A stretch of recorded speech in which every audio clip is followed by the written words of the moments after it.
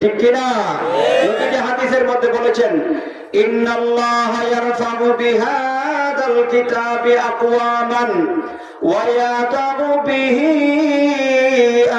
আখারিন। আল্লাহু আকবার বলেন।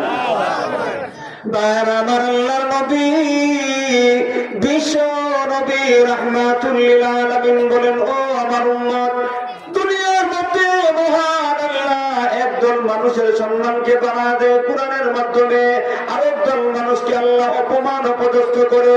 হাদিসের ব্যাখ্যায় মুহাদ্দিসিনে কেরামগণ বলেন, যারা এই দুনিয়ার জীবনে আল্লাহর কালাম কোরআনকে গ্রহণ করে, কোরআন শিখে শিখায়, এমনকি কোরআনে বর্ণিত আদর্শ গ্রহণ করিয়া চলে, মহান আল্লাহ ওই কোরআনের উসিলায় তার সম্মানকে বাড়ায়া দেয়।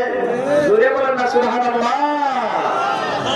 আর যারা দুনিয়ার জীবনে কোরআনকে গ্রহণ করে না, কোরআন শিক্ষাকে অহেতুক মনে করে, এমন লোক আছে না নাই?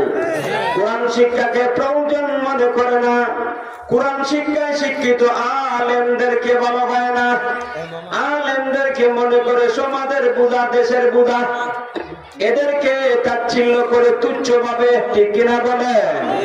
ভাইয়েরা আমার, যারা আল্লাহর কালাম কোরআনের বিপক্ষে অবস্থান নেয়, কোরআনের বিরোধিতা করে, মহান আল্লাহ এই কোরআনের বিরোধিতা করার কারণে তাদেরকে অপমান অপদস্থ করেন। নাউযুবিল্লাহ। যারা কোরআনকে গ্রহণ করে, কোরআনের দ্বারা আল্লাহ দুনিয়ার মধ্যে শুধু সম্মান বাড়ায় তাই না, বরং এই কোরআন যারা গ্রহণ করে, ওই লোকটা যখন মৃত্যুবরণ করিয়া কবরে চলে যায়, মুনকার নাকির দুইজন ফেরেশতা ভয়ঙ্কর সুরত ধারণ করিয়া যখন মৃত ব্যক্তিকে প্রশ্ন করতে আসে, তিনটা প্রশ্ন করবে, ওই সময় লক্ষ্য করে দেখে কবরের মধ্যে লাশও আছে, লাশের সঙ্গে আর একটা সুন্দর সুদর্শন যুবক রয়েছে। সুবহানাল্লাহ। জোরে বলেন সুবহানাল্লাহ। ভাইরা আমার, ফেরেশতারা অবাক হয়ে যায়, কি রে বাবা, কবরের মধ্যে তো লাশ, লাশের সাথে আবার কে?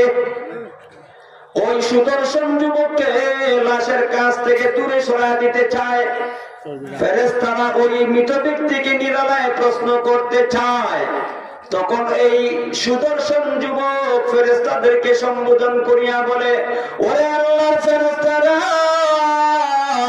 মহান আল্লাহ তোমাদেরকে যে দায়িত্ব দিয়ে প্রেরণ করেছেন, তোমরা দায়িত্ব পালন করো। যত চেষ্টাই করো না কেন, আমাকে তার কাছ থেকে দূরে সরাইতে পারবে না। সুবহানাল্লাহ বলেন। এরপরে ওই যুবক